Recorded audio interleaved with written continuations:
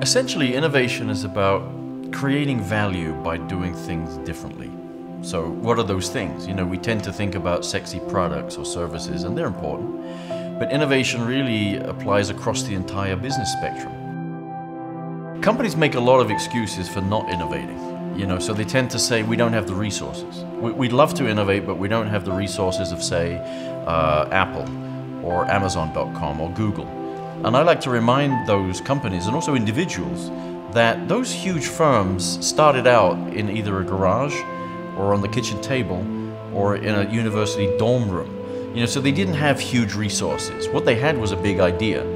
And that's the other excuse. Companies say, well, okay, we don't have a Steve Jobs, or we don't have a Larry Page, or a Elon Musk, or a Jeff Bezos. We don't have the people that come up with big ideas. And that, again, is false, because literally anyone, anywhere, can come up with a great idea. All it takes is for us to understand how you do that. You know, what are the thinking patterns? What are the perspectives that lead innovators to their great ideas? So those 4 thinking patterns or perspectives are as follows. Number 1, challenging orthodoxies. So this is about looking at your product or looking at your service or looking at your whole business model through this lens of, you know, being a contrarian. Is saying, you know, what's the conventional wisdom in our industry? You know, what are the assumptions, the dogma about how we're supposed to do things, and what if we challenge that? The second lens is called harnessing trends. So this is about getting a deep understanding of all of the changes that are taking place around us very rapidly. How do we harness the power of that change, bring it into the business model to create new value for our customers?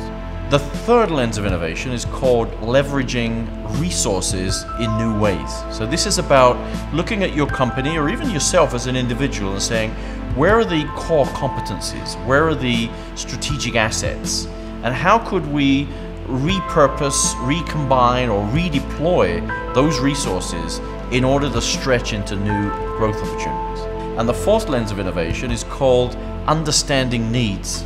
Getting into the customer's shoes and looking back at your product or your service or your business model from the customer's perspective. It's about figuring out where are the pain points, where are the frustrations, where are the emerging needs, and how do we design solutions from the customer backward. So start with the need and figure out how we can address it. Those are the 4 lenses of innovation. And by using those lenses, literally anyone can learn to be a great innovator. You know, the Greeks and the Romans used to believe that it was something extrinsic to human beings. We weren't creative. God was creative, or the gods were creative. But humans had to rely on guardian angels to give them creativity. In fact, the Romans actually called that guardian angel a genius. So over many hundreds of thousands of years, we've come to understand that the genius is inside us. You know, that creativity is intrinsic to human beings. It's innate to all of us. And the real challenge is, how do we bring out that creativity that's inside everyone? My mission with innovation is to sort of conquer some of those pervasive myths, you know, to take out the mystery and the magic in innovation and help us understand that it really comes down to some very simple ways of thinking. So the great excitement, the great promise is that we can use these very simple thinking patterns, these lenses, to unlock the brain power that's out there already across an organization, even out there in the world, in order to generate bigger, better ideas and bring new innovations to the world.